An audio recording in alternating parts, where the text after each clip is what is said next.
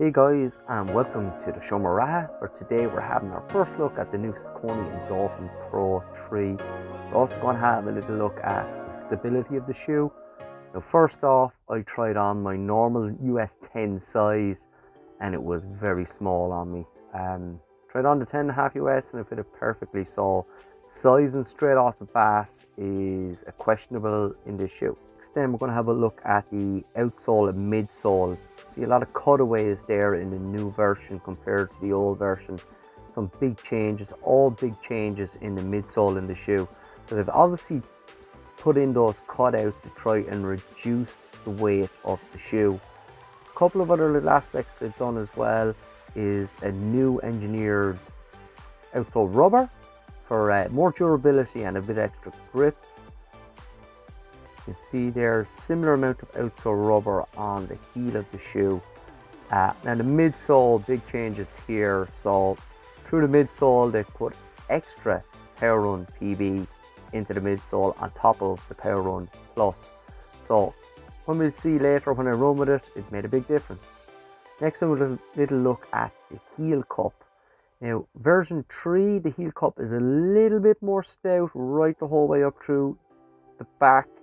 I prefer that.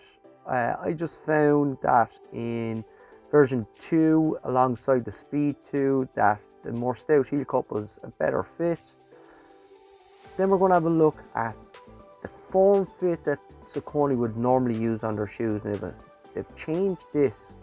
So all the insides of the shoes are dead flat, but this guy, the insole doesn't ride up to curve up by the foot and give an impression of an arch. Dead flat, and as well as that, it's stuck into the shoe. Now you will be able to get it out, but it is stuck in there fairly well. Now underneath the arch here then as well, this piece of material rides up much higher by the arch of the foot to give the shoe a little bit more stability there. When we look at the first version, it was the inserts that was given the impression of arch support. As you can see there where my hand is, that's where the insert is pushing out by the side of the shoe. But the actual midsole only rode up so high, whereas in version 3 it rides up much higher to add extra stability to the shoe, which was really needed. Now the tongue is more or less exactly the same, except for these holes that they put in version 3. It's perforated in version 2, but that's quite a big change there with the tongue.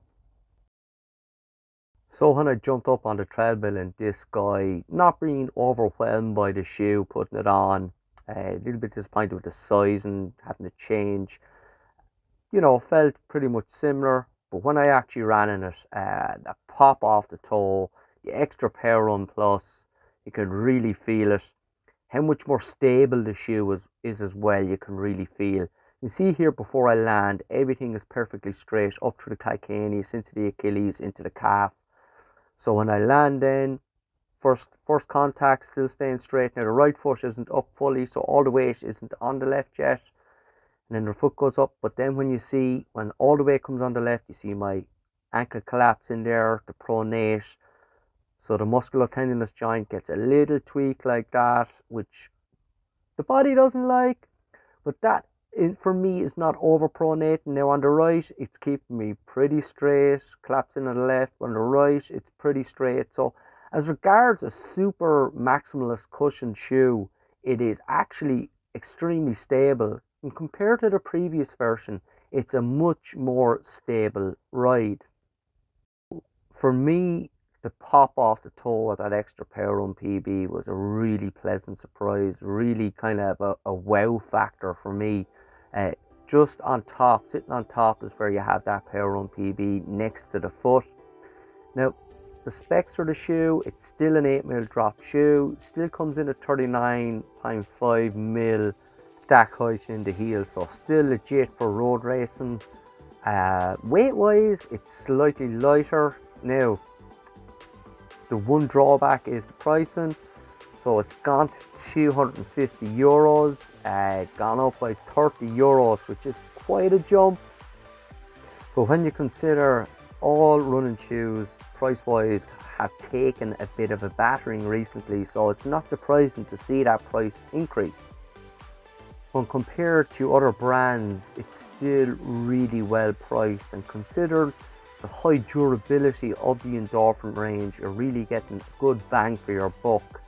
For me personally, I enjoy the Endorphin range. I was wondering how are they going to change or improve, and they have.